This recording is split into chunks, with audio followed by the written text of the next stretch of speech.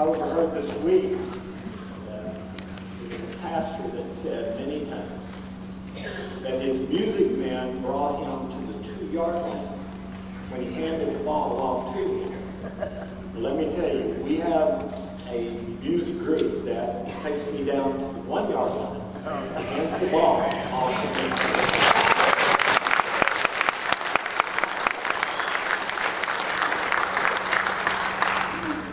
As I was studying for this message, I came across someone that said, this whole part that we're studying this morning could be called truth or consequences.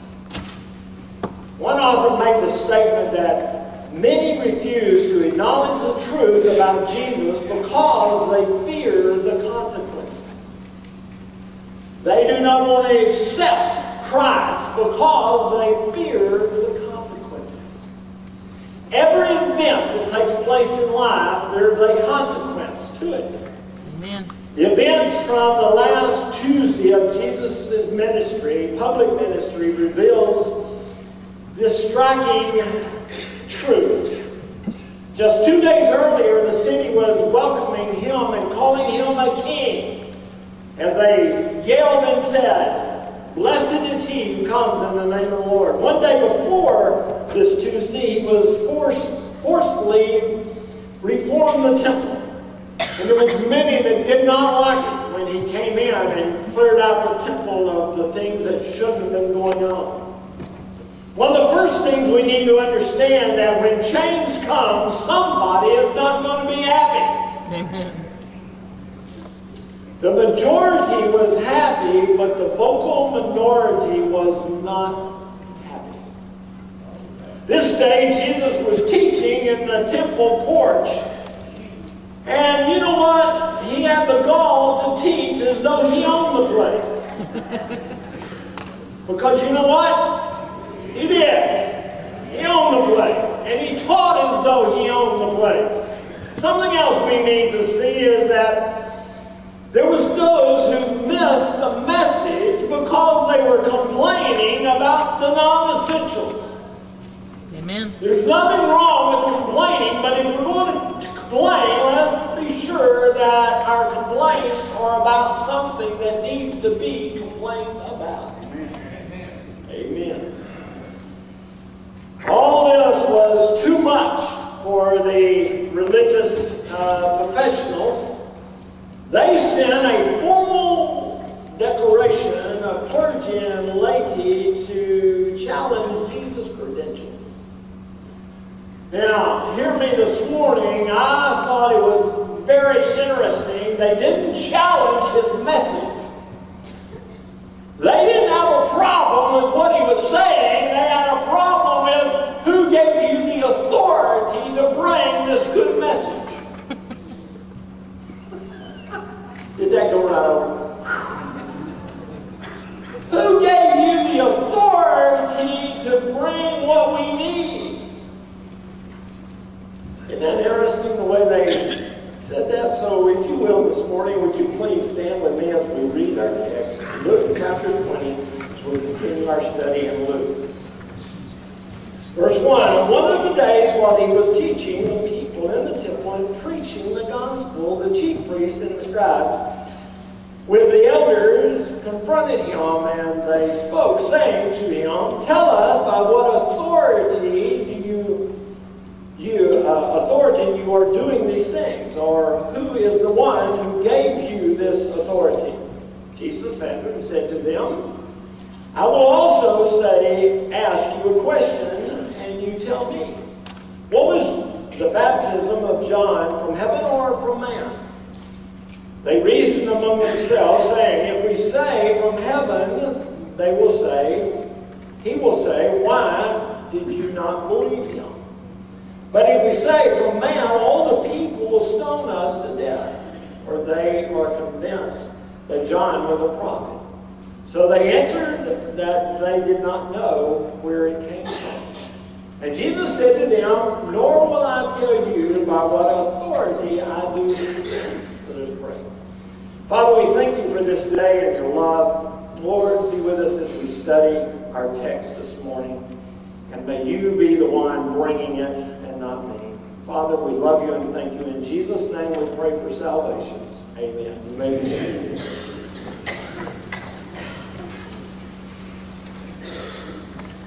One of the main things that puzzled the people about Jesus' teaching was that he taught with authority.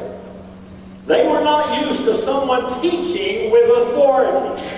Luke 4:32 says, and they were amazed at his teaching, for his message was with authority. Also, I look at Matthew chapter 7, verse 28. Matthew 7:28 tells us these things. When Jesus had finished these words, the crowds were amazed at his teaching. For he was teaching them as one having authority and not as their scribes. Well, let me tell you, when you preach the gospel and you are Jesus Christ and you are from heaven, obviously you talk with authority. Amen. He knew what he was talking about because he had been there. He was the authority on heaven. He was the authority on redemption. He was the authority on the things that he was talking about. Amen. Woo. So what was Jesus teaching? You know what? I did not find a author whatsoever that questioned or talked about what Jesus was teaching. They said, where did you get your authority? Nobody said, well, what was he teaching? He tells us here what he was teaching. We look back in our text and it says simply, chapter 20, on one of the days while he was teaching the people in the temple and preaching the gospel. So what was he teaching? He was teaching the gospel. What's the gospel? It's the good news of Jesus Christ. It was the good news that he had come, the good news that he was going to die in that case, the good news that he was going to rise again. That's the good news of the gospel. He was teaching the gospel. Amen. Woo, man. And the religious leaders got upset. You reckon they got upset because he knew more about the gospel than they did? Oh, yeah. Yeah, he was the authority on the gospel, the good news of Jesus Christ. So it said that he was preaching the gospel, he was teaching in the temple, and he was doing these things with authority. So what was Jesus teaching? We are told that he was preaching the gospel, he was teaching the good news, he was talking about salvation. The religious leaders wanted you to understand that they had made up all these rules and all these regulations and all these things. Now listen to me this morning, there's a lot of people who still believe that. If you follow all these rules and all these regulations, you just might get there. Well, let me tell you this, you follow all the rules and all the regulations and you don't know Jesus personally and you're not going to get there. Amen. Simple as that. And isn't that great? Because you're not going to follow all the rules and all the regulations. You're not going to do it. We all fall short. And we need a Savior. So Jesus is saying, you need a Savior. And they're going, what? What do you mean? You got to follow all this rules and regulations. The religious leaders were not questioning the message. They were questioning his authority. They were at the same time, I believe, questioning his authority to change things. Who gave you the authority yesterday to come into the temple and to clean it up? And Jesus basically says, I own the place. If I want to clean it up, I'll clean it up. Let me tell you, Jesus has the authority to come into Evangelism Baptist Church and clean it up. Amen. Lord, what do you wait on? Amen. All right. And if that were not bad enough, what they were really looking for was a reason to accuse him. And one of the reasons, or one of the ways to accuse him, was to say, you do not have credentials. So if you don't have the credentials, you need to get out of here. I don't care how good your message is. Well, let me tell you, some of the greatest evangelists we've ever had in the life of the church didn't have great credentials. Amen. One of the greatest guys never finished high school. But you know what? He was blessed because God touched him. Amen. Wow. Some of them old gritty preachers from the past, you like hellfire and brimstone, boy, they can bring it. They can bring it to a point you can feel the heat. Of course, I read about one that whenever he went into a church and preached about hellfire and brimstone, he always turned the heat up. Amen. It helped. Okay, Luke chapter 20, verse 1. One of the days while he was teaching the people in the temple and preaching the gospel, the chief priests and the scribes with the elders confronted him, and they spoke, saying to him, "Tell us by what authority you're doing these things, or who is the one who gave you this authority?" Now, part of Jesus' deal here was if you don't believe where John got his authority, you're certainly not going to believe where I got mine. So here's the test. Where did John get his authority? And if you can't answer that question, you certainly can't answer the one you gave me. Can you imagine? And he does. He says, not at this point, but I am the Son of God. I have the authority. Amen. They didn't want to hear that. The authority of Jesus also always puzzles unbelief. But you must act. Hear me. You must act on what you know. Right. You must act on what you know. You don't know all the answers. Do we agree? You don't know all the answers, and if you live to be 100 years old and study your Bible every day, you will not know all the answers, so you have to act on what you do know. Well, Lord, I'm going to wait till I know more. Well, you're probably never going to come. Probably never going to come. The authority of Jesus Christ does not fit into any known categories or human authority. The nature and source of his authority mystifies unbelievers because you have to accept it or not accept it, period. Amen. He is of God, he is God, or he's not. And you have to accept it or disbelieve it. It is interesting that the real question was, what kind of authority does Jesus have? Here, when you look back at the original, the idea is, what kind of authority do you have? We've seen authority, but you've got a different kind of authority than we've seen. What kind of authority do you have? Physical? No. Moral? Yeah. Priestly? Politically? Spiritually? And he had all of it wrapped up. Amen. The authority of Jesus transcends every human category.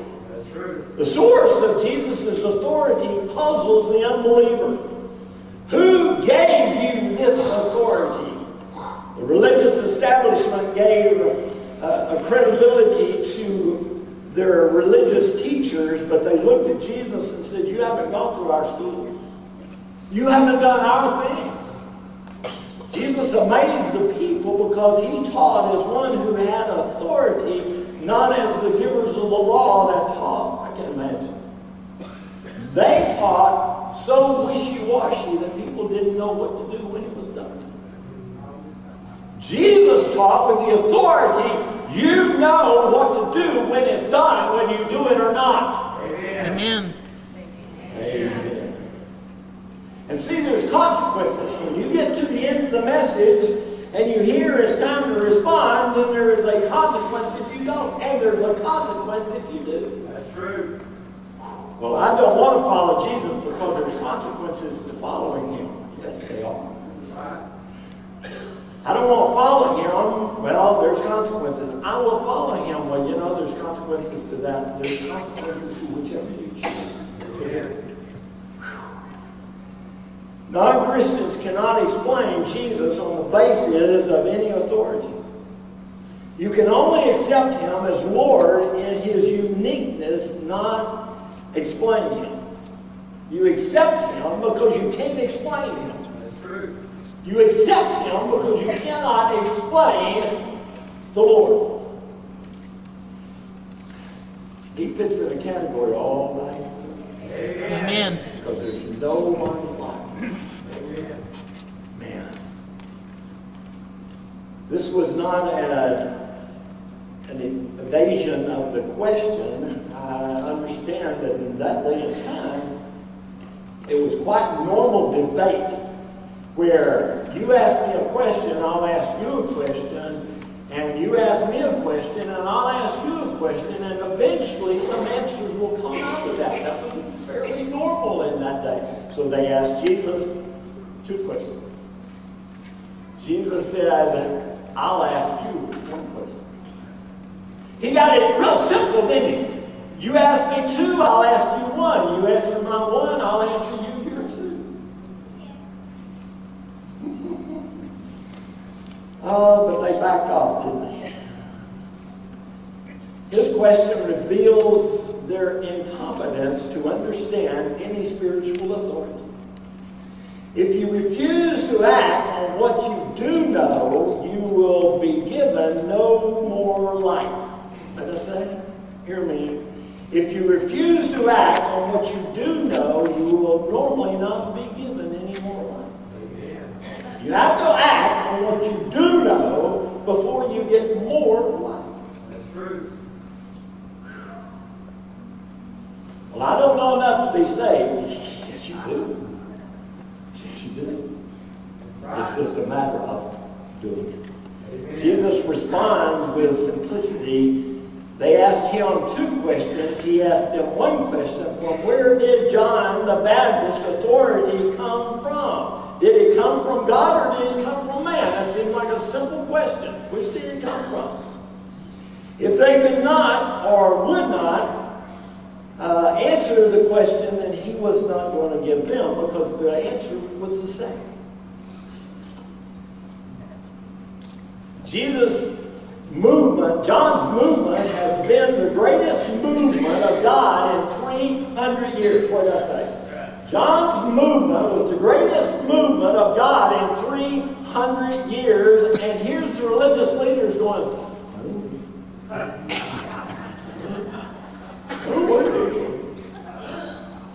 because they couldn't decide on an answer. And the religious leaders, if the religious leaders could recognize God at all, they should have recognized him in John's movement. Unbelief refuses to tell the truth because it fears the consequences. If they admitted John was from God, they revealed their own incapability. If they never believed John or what he said about Jesus. If they denied John's divine origin, they feared the crowd.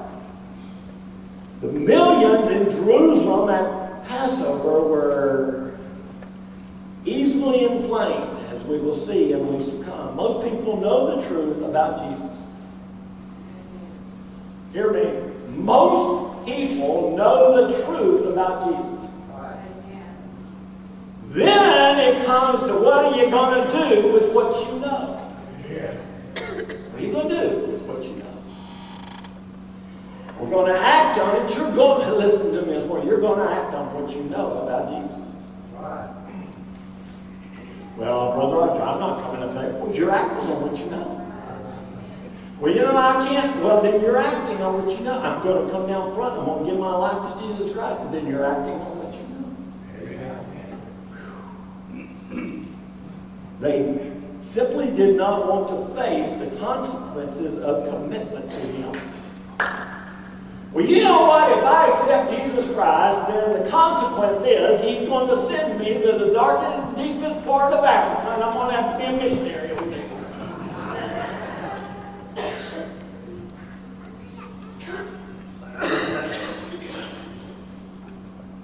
And then he may say, why don't you just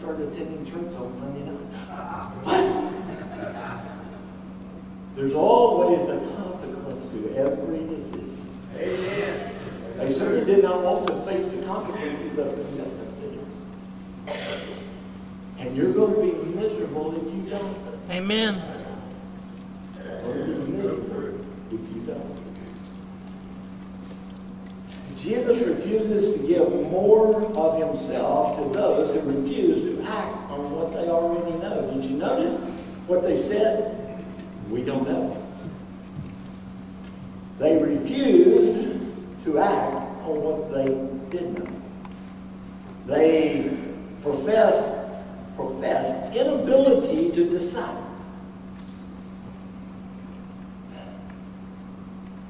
None are so blind as those who will not see. Jesus bluntly told them that those that Jesus bluntly said, those that you consider the scum of the world, they're going to come to me first. We look at Matthew adds to this story, and I want us to see that just briefly. Matthew 21:28. But what do you think? A man had two sons, and he came to the first and said, "Son, go work today in the vineyard." And he answered, "I will not." But afterwards he regretted it and went. The man came to the second and said the same thing. And he answered, "I will, sir." But he did not go. Which of the two did the will of the Father? They said, "The first." Jesus said to them, "Truly I say to you that the tax collector and the prostitutes will get into the kingdom of God before you. For John came to you in the way of righteousness, and you did not believe him. But the tax gatherer and the prostitutes did believe him, and you, seeing this, did not even feel remorse." And you say, well, what's that got to do with it too? He's talking to the Pharisees and the Sadducees and religious leaders. He says, God asked you, and you refused.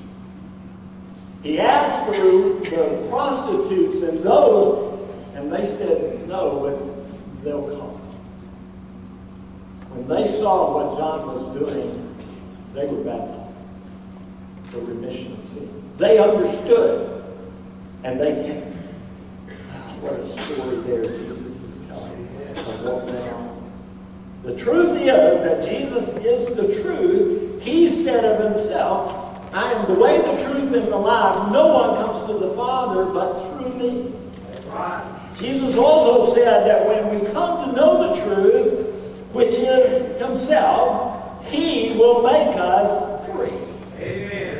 John 8:32 says that you will know the truth, and the truth will make you free. Right. And Debbie, the next verse. John 8:36, so the Son makes you free, you will be free indeed. So if the Son makes you free, you will be free. And you say, well, so what? Well, we'll get to that. And it is the same with all truth. When you know the truth, there are consequences. You have to do something with the truth, even if you deny it. Denying the truth, that is Christ, means the consequences are eternal hell, separation, eternal loneliness. Amen. I cannot imagine eternal separation, eternal loneliness. But the truth will make you free. Amen. Embracing the truth, that is Christ, means following Christ and being made free. Did you notice that it does not say set free? When I set you free, I can open the cell door and set you free. I can unloosen your chains and set you free. The Lord doesn't set us free. He makes us. And you say, well, what's the difference? There's a great difference. I don't like the chain that set you free. He makes us free, which means the more information we got, the more He gives to us, the freer we are. Amen. Now, let me say this. The Apostle Paul was in physical chains, but he had been made free. He was in chains in prison. He was chained to a Roman soldier. He wasn't set free, but the Lord made him free, and he was free no matter where he was or what he was tied to. He was still made free by the Lord Jesus Christ. Oh, don't miss the little words. They mean so much. Now, as we close, as Jesus was preaching and teaching, every word that He said shouted out urgency. When He preached and when He taught, there was an urgency. Yes. Maybe that's some of the reason the people said He teaches with authority, because He says there's an urgency of doing something and doing it now. There's an urgency. The Pharisees and Sadducees, when they taught, it was like, here it is, whenever. Jesus said, no, there's an urgency. You need to take what you know and you need to do something with it, and you need to do it now. Amen. Because your time is running out. Oh, Roger, don't scare us. I'm not scaring you. I'm telling you the truth. Your time's running out. Right. There's an urgency. Everything that Jesus said, He echoed the urgency. Come now. God will not give you more than enough evidence. If you do not come on the basis of what you know, you will probably never come. If you do not come on what you know, you probably will never come. I don't know much. You know what? The Lord made it so simple. We, as humans, keep wanting to add to it, because the old Satan comes along and he goes to us. You need to add this to it. You need to add works to that. You need to add this to that. You need, and the Lord says, listen, just come by faith in the Lord Jesus Christ. And He says that so often when we as preachers, we forget to tell you there's an urgency. There's an urgency. Amen. That goes along with it. Would you stand with me this morning? Father, we thank you for this day and the blessings. And Father, we understand there's an urgency, because every moment of every day we get closer to your return. Oh, Lord, come. Come. There's an urgency of your return. You give us all that we need. You've given us salvation. You've given us knowledge. You've given us everything we need, and all we need to do is step out by faith. And yes, Lord, there's a consequence to all that we do. And Lord, thank you for those that will step out this morning. In Jesus' name, amen.